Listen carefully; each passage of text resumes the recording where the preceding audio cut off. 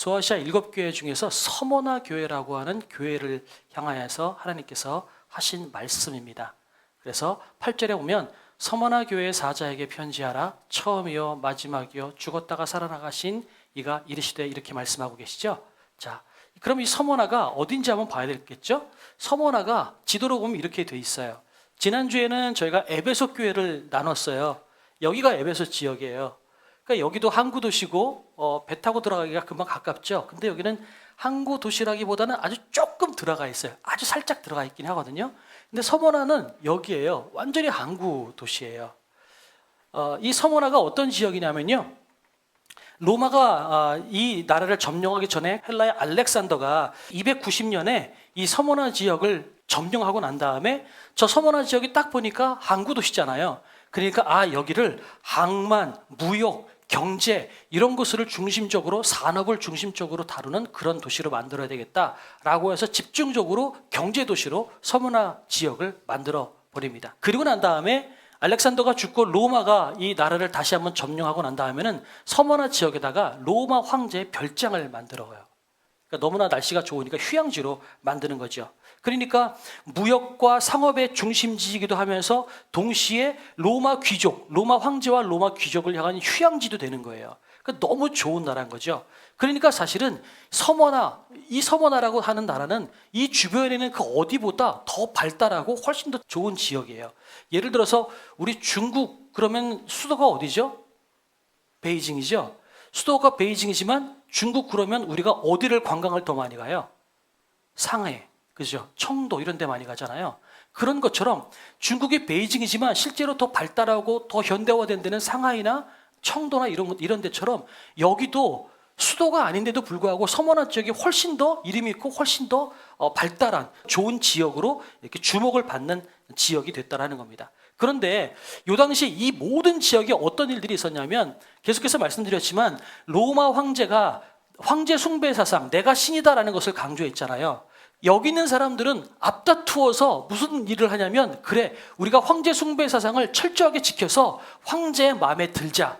이게 이 동네 사람들의 열정적인 분위기들이었어요. 왜냐하면 워낙에 로마가 다스리는 땅덩어리가 넓다 보니까 이 지역에서 우리가 황제 숭배를 열심히 합니다 라고 하는 것을 자랑하고 이것을 드러내면 어떻게 될까요? 로마 중심 도시 입장에서는 여기가 황제 숭배 사상을 잘해? 황제를 신으로 잘 모셔? 그래 좋아. 하사품, 돈 주고요. 그러니까 경제적으로 부유해지고 경제적으로 일어날 수 있는 그 좋은 빌미가 되는 게 뭐냐면, 나는 황제를 열심히 섬깁니다라고 하는 것을 중앙정부에다가 보고하고 드러내는 거예요. 잠깐 과시하는 거죠.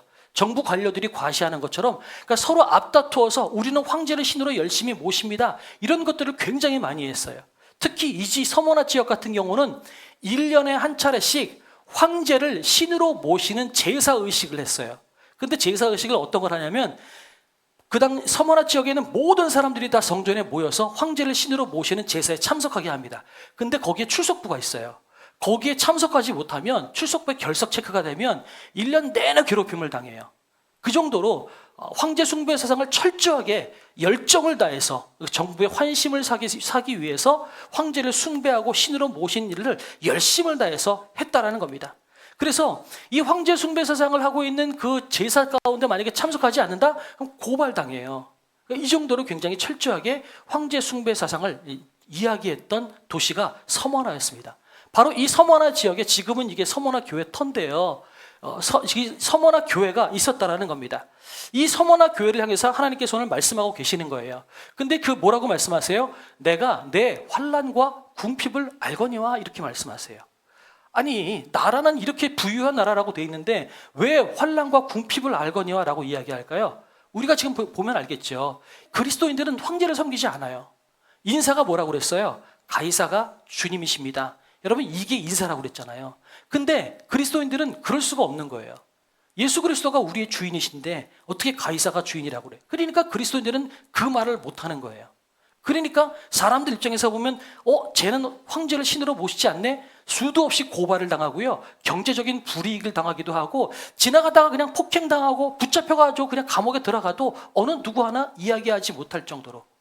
제가 지도는 그림을 갖고 오진 않았는데, 그래서 이 당시에요, 이 소아시아 7교회 뿐만 아니라 이 서머나를 비롯한 이 소아시아 7교회 대다수의 많은 나라에 지하로요 굴이 있어요.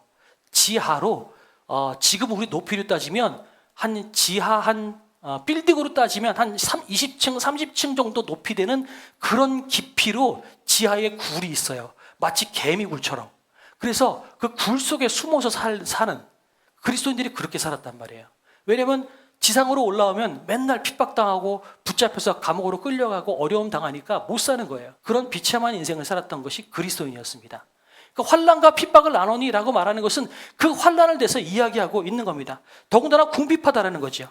여기서 이 환난이라고 하는 말은 들립시스라고 하는 헬라어인데요. 그건 뭐냐면 큰 돌에 짓눌리다, 찢기다라고 하는 의미입니다. 그러니까 세상 사는 게 짓눌리는 거예요.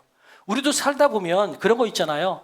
막 자녀들 힘들게 하고 경제적으로 어렵고 직장에서 인정 못 받고 막 그러면 사방으로 우겨 싸는 것 같은 그런 어려움 당할 때 막 짓눌리잖아요. 숨쉬기가 어렵고 가슴이 막 답답하고 막 그런 데 있죠.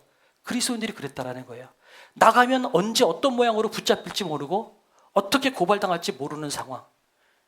생명이 왔다 갔다 하는 그런 상황 가운데서 하루를 살아가야 되는 그 그리스도인들, 예수 믿는다는 이유 하나 때문에 살아가는 그런 사람들, 이 환난이라고 이야기하는 겁니다. 또 하나는 뭐냐면 궁핍을 알거니와 라고 이야기하는데요. 이 궁핍이라는 헬라어도요 한 3가지 정도의 말이 있어요. 근데 3가지 정도의 말 중에서 여기서 쓰는 헬라어 말은 뭐냐면 제가 썼는데요, 푸트코스라고 하는 헬라어를 썼대요.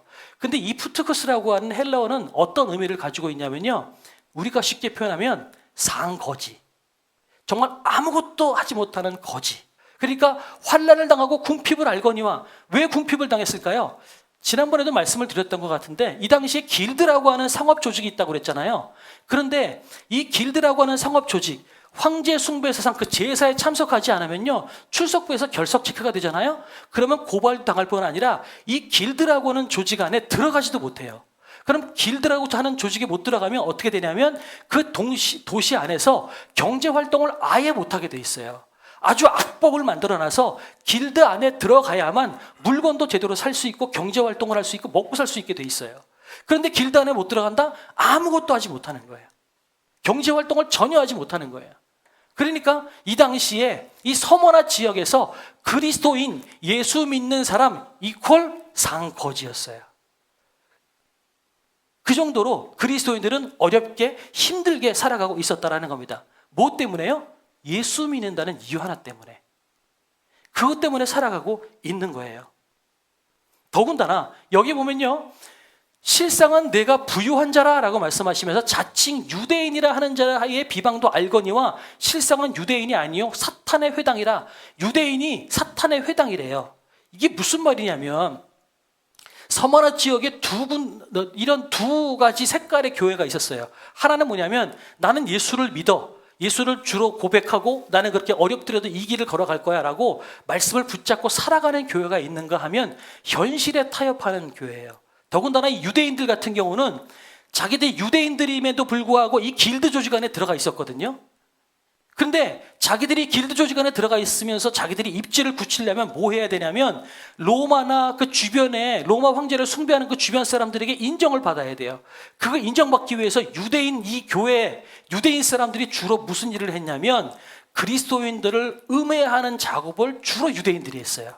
예를 들어서 우리는 성찬식 하잖아요. 성찬식 하면서 예수님의 내 살과 피를 마시는 자는 이렇게 얘기하잖아요. 이것을 가지고 음해해서 그리스도인들은 인육을 먹는 악한 집단이다, 이렇게 이야기하는 거죠.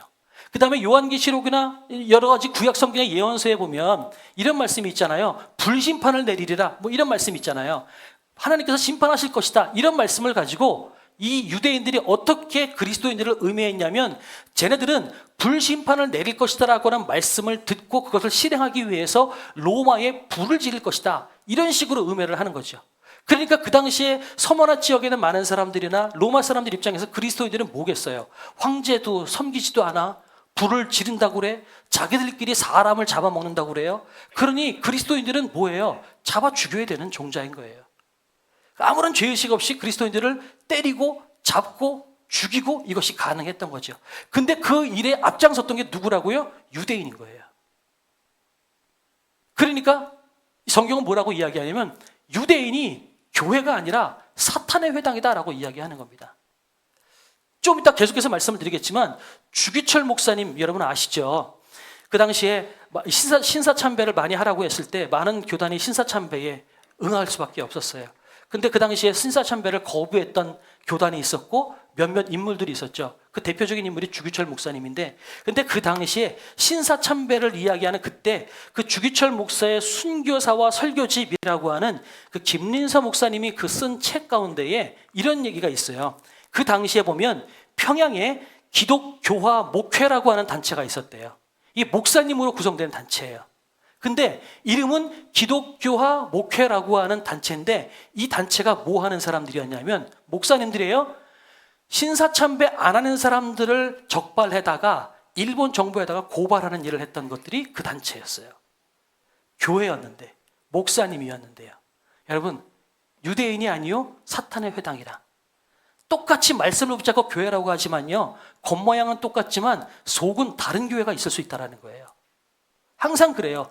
진리를 붙잡고 순전하게 살아가는 교회가 있는가 하면 항상 세상에 타협하고 그냥 적당하게 살아가면서 부유하게 살아가고 배불리면서 살아가는 교회가 있더라는 겁니다. 그런데 이 배불리며 살아가는 이런 교회들이 세상이 힘들고 어려울 때 어떤 자리에 가냐면 사탄의 자리로 갈 때가 굉장히 많다라는 거죠. 역사적으로 많이 그런 일들이 굉장히 많이 있었어요. 2차 대전 당시에 독일 교회요. 독일 교회는 나치 히틀러를 찬양했습니다. 이해가 되시나요? 용납이 되시나요? 그런데 그 당시에 그렇게 말씀 가운데 말씀을 연구하고 깊이 알고 있었던 독일 교회가 여러분 히틀러를 찬양했다라는 거죠. 그 히틀러를 찬양했을 때 그들이 붙잡고 있었던 말씀이 뭔 줄 아세요? 로마서 13장 1절의 말씀이에요. 거기 무슨 말씀인 줄 아십니까? 여러분, 사람은 세상 권세에 복종하라고 한 말씀이 있어요. 많이 들리는 말씀 아닌가요? 요즘에 그런 말씀 많이 들리죠. 그 말씀 붙잡고 히틀러를 찬양했어요. 과연 그게 좋은 교회일까요? 성경은 사탄의 회당이라고 이야기하고 있다는 거죠. 그런데 성경은 뭐라고 이야기하냐면 네가 상한 거지가 아니라 가난한 자가 아니라 실상은 부유한 자다라고 성경에서 이야기하고 있습니다. 그래서 9절 같이 한번 읽어봤으면 좋겠어요. 시작. 내가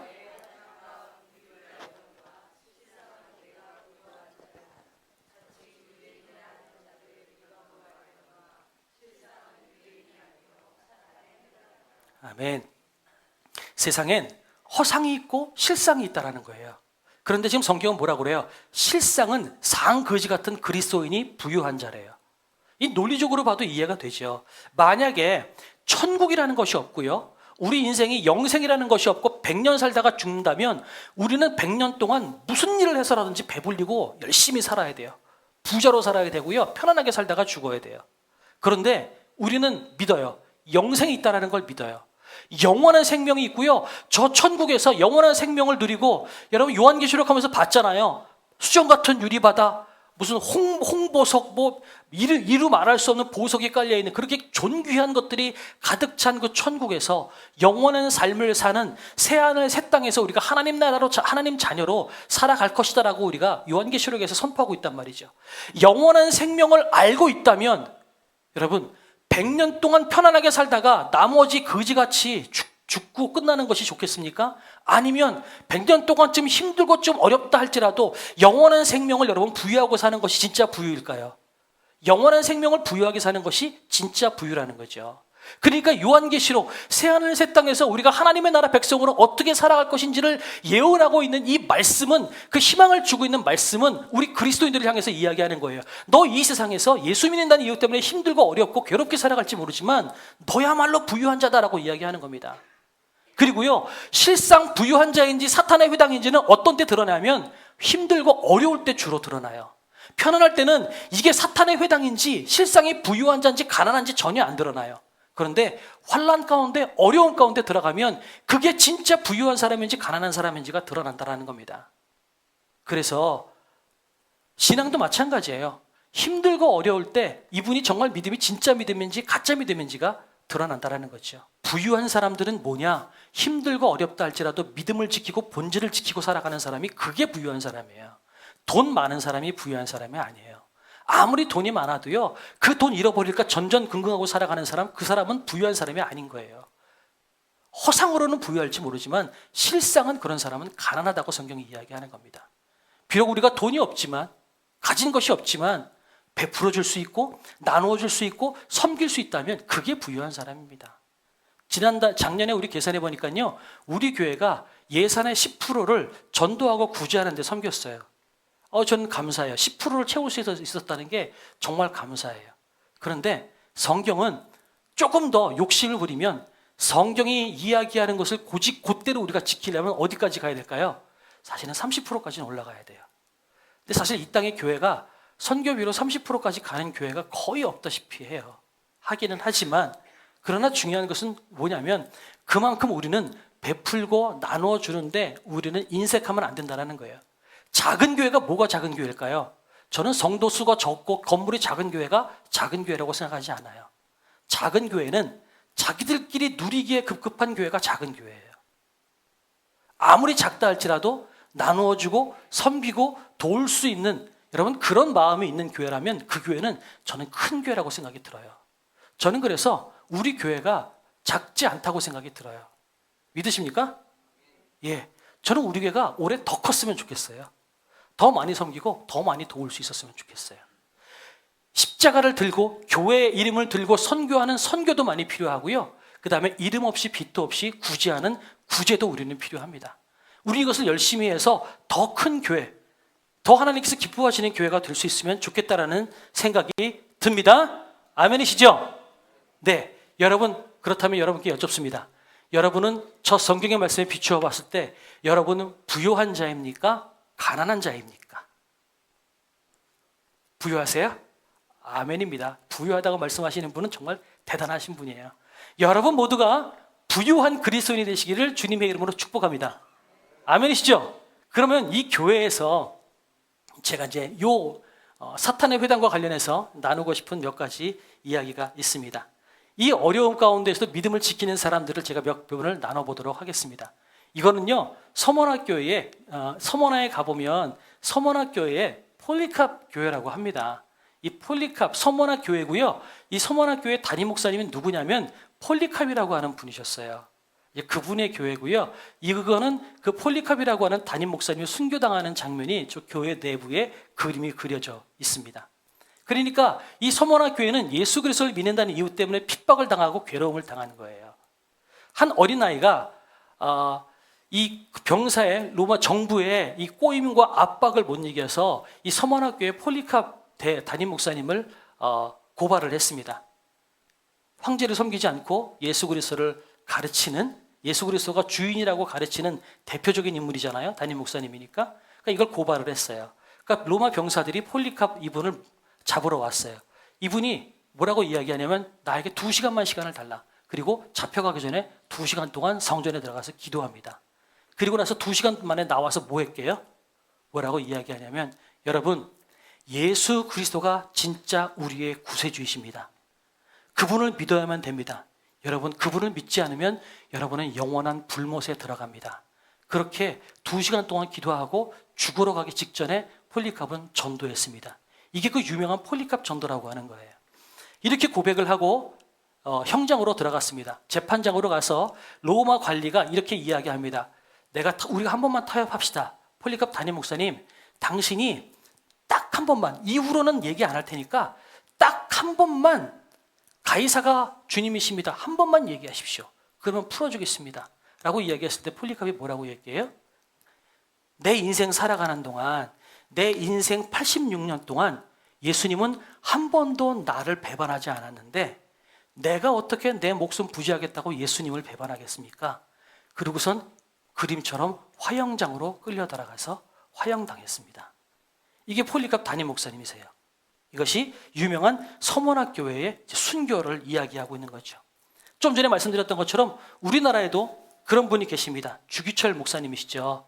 제가 글을 써왔는데 이 주기철 목사님이 끝까지 신사참배를 거부하고 믿음을 지키고 살아가다가 감옥에 몇 번 들락달락거렸어요. 그런데 마지막 감옥에 들어갔을 때는 주기철 목사님이 너무 건강이 안 좋으니까 내가 이제는 못 살 것 같다, 그런 마음이 드셨던 것 같아요. 그래서 간수를 시켜가지고 가족들한테 편지를 써서 보냈어요. 그 편지가 대충 어떤 모양이냐면, 내가 아무래도 여기서 죽을 것 같소. 그러니 열심히 잘 사시고 어머니 봉양 잘 해주시고 자녀들 잘 케어해 주시오. 이렇게 편지를 보냈어요. 근데 이 편지를 받은 주기철 목사님의 사모님이 어떻게 했을까요? 사모님이 둘째 사모님이거든요. 첫째 사모님은 워낙에 고난과 핍박과 어려움을 많이 당해서 먼저 돌아가시고, 두 번째 사모님인데 이 두 번째 사모님이 똑같아요.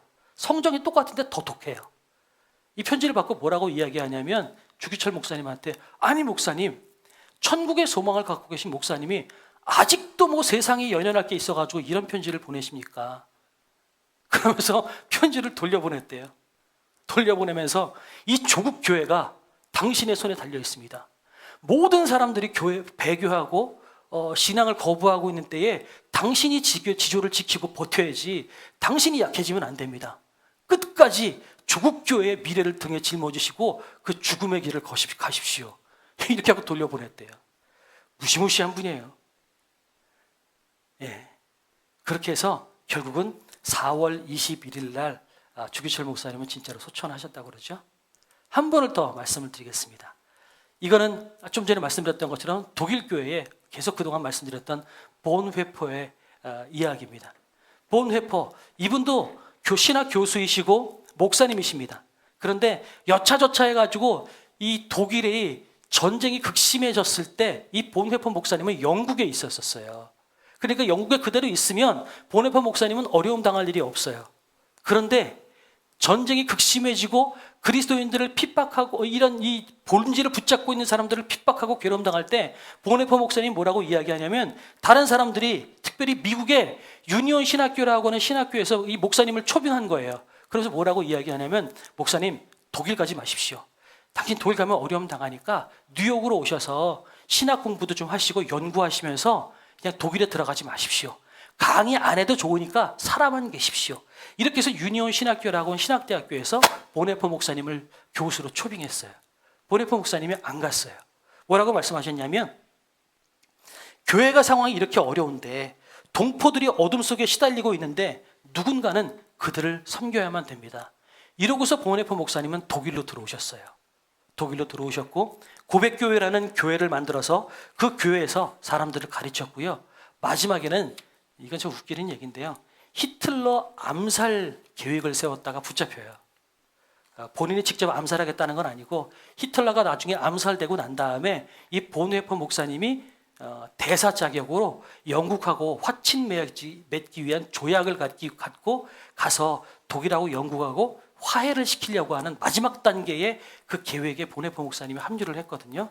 근데 결국은 이 히틀러 암살 사건이 발각이 됐어요. 그래서 다 잡혔어요. 그래서 본회퍼 목사님이 결국은 감옥에서 죽게 됩니다. 이건 주기철 목사님이고요. 이게 디트리히 본회퍼 목사님이세요. 이 본회퍼 목사님도 마찬가지예요. 전쟁이 끝나기 한 달 전인데요. 1945년 4월 9일 날 이분은 결국은 감옥에서 죽임을 당합니다. 가지 말라고 했는데 굳이 가가지고 히틀러에 대항하다가 결국은 죽임을 당했다라는 거죠. 여기서 여러분 졸리실까 봐 원래는 3, 4분짜리 음악인데요. 한 1분만 듣고 끊을게요. 그분이 쓴 편지를 여러분 지크프리드라고 하는 분이 작곡해서 음악을 만들었어요. 그건데요. 이거예요. 어머나?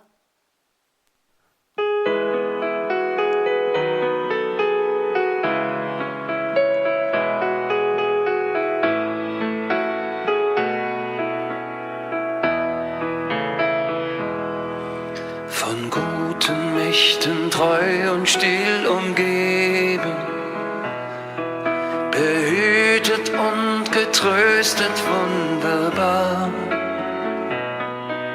So will ich diese Tage mit euch leben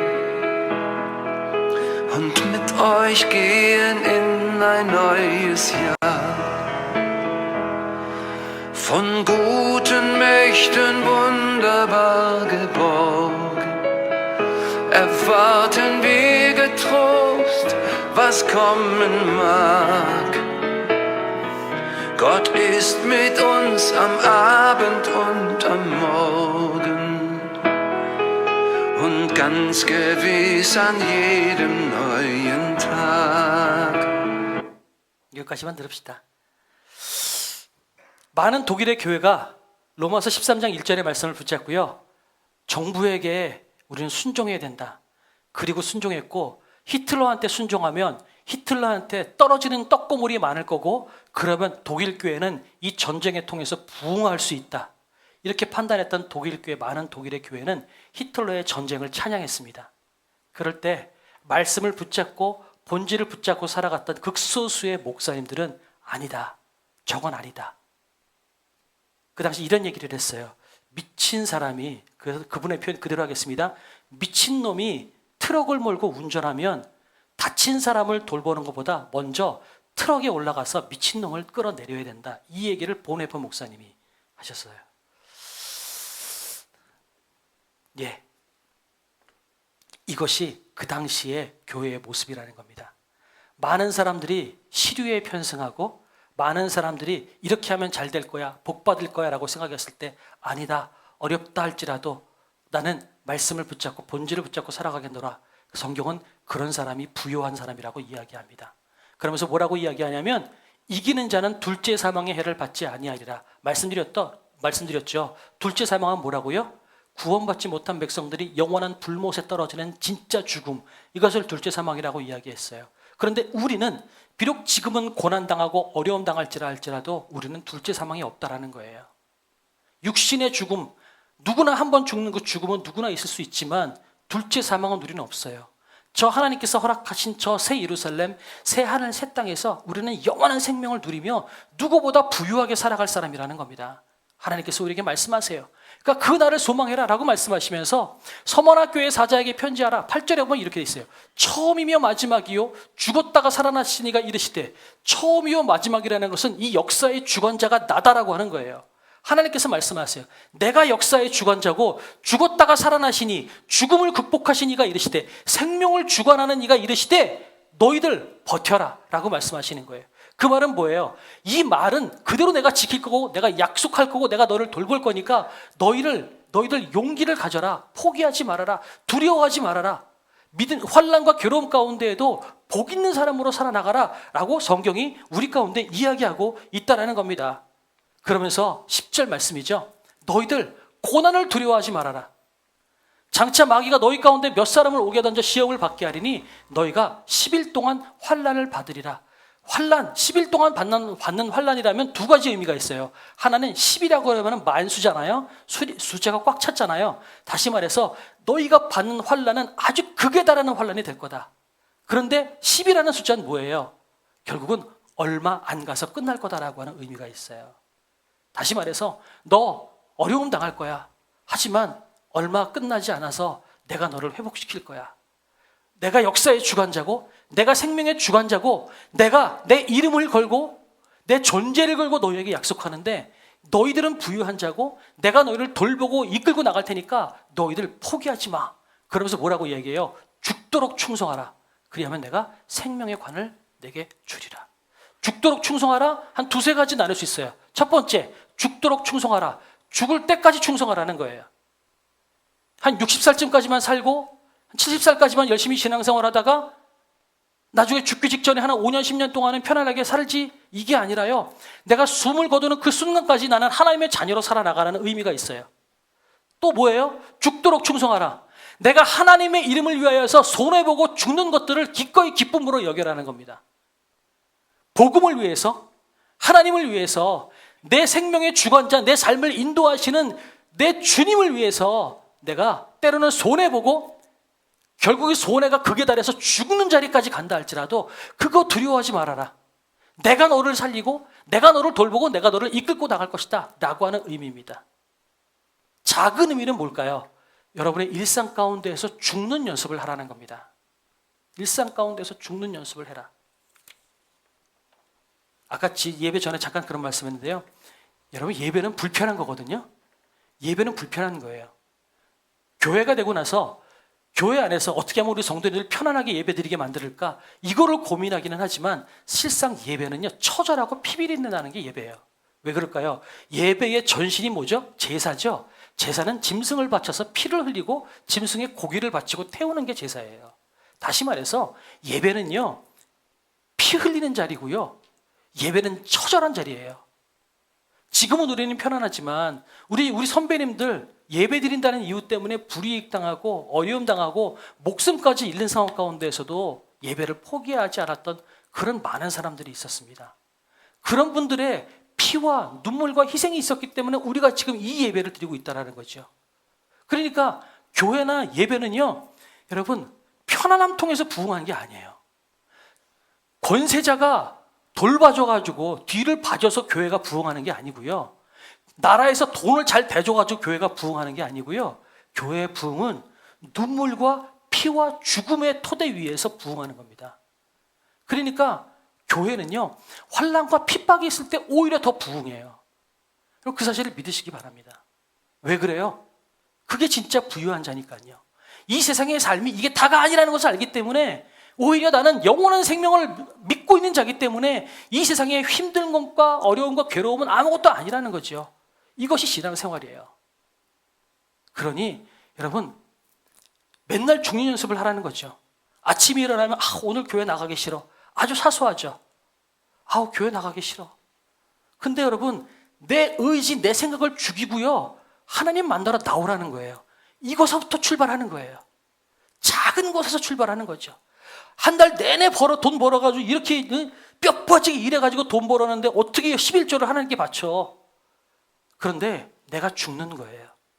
내 판단 포기하고, 아니야, 내가 열심히 일했지만 열심히 일한 것을 통해서 나에게 돈을 허락하신 분은 하나님이야. 그리고 내가 열심히 일할 수 있도록 나에게 건강을 주고 시간을 주고 직장을 연결해 준 것도 하나님이야. 이 믿음이 있다면요, 11조 바치는 게 어렵지 않아요. 그러니까 돈이 아깝다라는 내 생각을 죽이고 하나님의 것을 올려드려야 되겠다라는 그 고백을 할 수 있는 것, 이것이 매 순간순간 죽는 것입니다.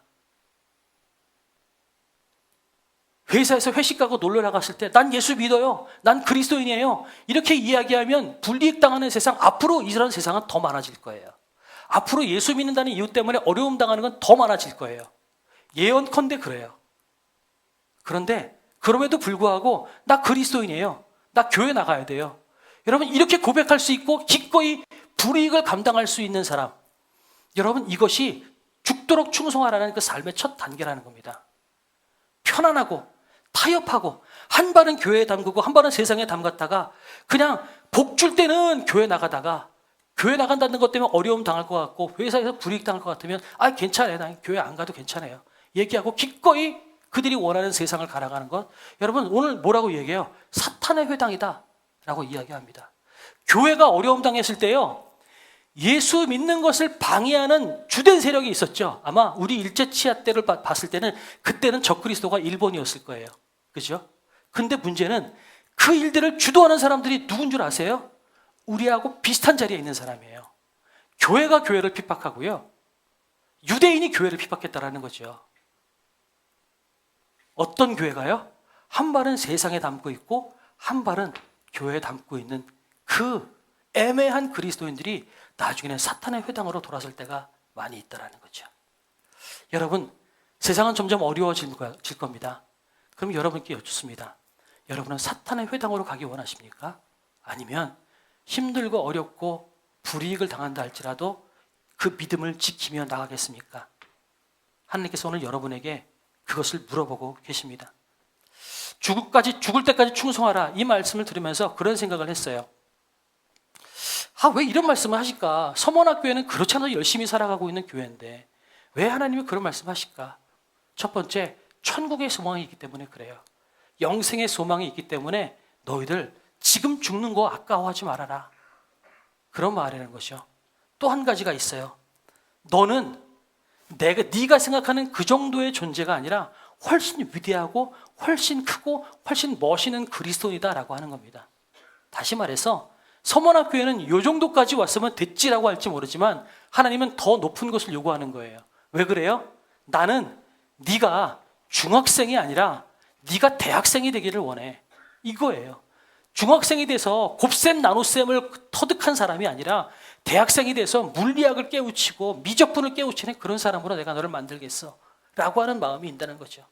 그러니까 하나님께서 말씀하시는 것은 너희들 거기에 머물러 있지 말고 훨씬 더 멋있게 커라.